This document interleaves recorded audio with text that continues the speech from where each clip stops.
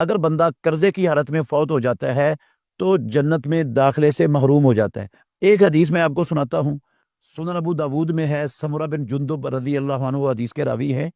رسول اللہ صلی اللہ علیہ وسلم نے ایک نماز، فجر کی نماز پڑھائی ہے، ایک روایت میں ہے آپ نے جنازہ پڑھایا، اور آپ نے کہا کوئی آل فلان میں سے ہے، فلاں خاندان کا کوئی بندہ ہے؟ تیسری مرتبہ ایک بندہ کھڑا ہوا، اللہ کے نبی میں ہوں۔ آپ نے فرمایا پہلے 2 مرتبہ میں نے تمہارے خاندان کا نام لیا، تم نہیں اٹھے، میں نے کوئی سزا دینے کے لیے نہیں لیا، اس لیے لے رہا ہوں، وہ پرسوں فلاں نامی جو تمہارا بندہ فوت ہو گیا ہے، اس کو اس کے قرض کی وجہ سے جنت سے روک دیا گیا ہے۔ اب یا تو تم اس کا قرض ادا کر کے اس کو جنت میں جانے کا سامان کر دو، نہیں تو اس کو جہنم کی آگ کے سپرد کر دیا جائے گا۔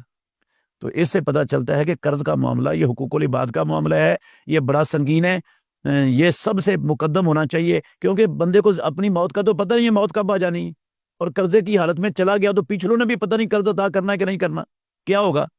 تو اس لیے جتنی جلدی ہو سکے اس قرض کو ادا کرنے کی کوشش کرنی چاہیے۔ البتہ